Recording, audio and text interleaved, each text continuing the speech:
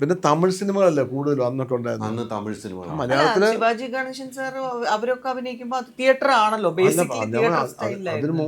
അവൻ അഭിനയിക്കുന്ന രീതി തങ്കപ്പതക്കം അത് മറ്റേ വീരപ്പാണ്ഡ്യ കട്ടബൊമ്മൻ, അത് സ്റ്റൈലൈസേഷൻ അഭിനയ രീതിക്ക് തന്നെ നമ്മൾ റിയലിസം അല്ലല്ലോ. പക്ഷെ മലയാളത്തിലൊക്കെ വന്നപ്പോഴേക്കും ശിവാജി സാർ ഇങ്ങനെ വളരെ അയ്യോ പിന്നെ അല്ല മറ്റേ ഇങ്ങനെ മറ്റേ പ്രതാപോത്തനൊക്കെ, പ്രതാപ മോഹൻലാലൊക്കെ അല്ലല്ല മോഹൻലാലിട്ട് ഭരതേട്ടൻ ചെയ്ത് ഭാരതേട്ടൻ ചെയ്ത പടം, പടത്തിന്റെ പേരുകൾ മറന്നു പോകുന്നു.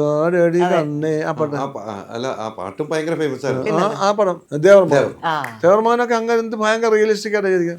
പക്ഷെ അങ്ങനെ പണ്ട് അഭിനയിച്ചത് ഈ പറഞ്ഞ ക്ലാസിക് സിനിമകളിൽ അത് കഥാപാത്രങ്ങളില്ലേ. ഇപ്പം വീരപാണ്ഡ്യ കട്ടബൊമ്മനൊക്കെ ഇങ്ങനെ വർത്തമാനം പറഞ്ഞാൽ മതി. ഇപ്പം കട്ടബൊമ്മൻ എന്നൊക്കെ പറഞ്ഞാൽ ആ വലിപ്പം തോന്നണം. ഇപ്പം നമ്മൾ പറയാം ഇപ്പം ഭീമനായിട്ടോ അല്ല അർജുനായിട്ടോ ഒക്കെ അഭിനയിക്കേണ്ടി വന്നു കഴിഞ്ഞാൽ നമ്മളിപ്പോൾ ഒടിഞ്ഞു കുത്തിരിക്കാൻ പറ്റുമോ ഭീമന്? ഇരിക്കുന്ന രീതി മാറും, ശബ്ദം മാറും, അംഗവിക്ഷേപങ്ങൾ മാറും. അപ്പം ഒരു ക്ലാസിക്കൽ സ്റ്റൈൽ, അതിന് ക്ലാസിസം എന്ന് പറയുന്നത് ആക്ടിങ്ങിൽ തന്നെയുള്ളൊരു പ്രത്യേക രീതിയാണത്. കുറച്ച് കൂട്ടിയായിരിക്കും ചെയ്യുന്നത് അത്. അപ്പം അവരൊക്കെ അതിന് അങ്ങനെ നാടകത്തിൽ നിന്നും പിന്നെ വന്നവരല്ലേ, എല്ലാം ഡ്രാമ. അതാണ് അവരുടെ സ്റ്റേജിലും കണ്ടിട്ടുണ്ട് ശിവാജി ഗണേശൻ. പിന്നെ അന്നത്തെ എന്താ സ്റ്റേജിൽ പോലെ തന്നെ ഷൂട്ട് ചെയ്യുന്നത്. അതാണ്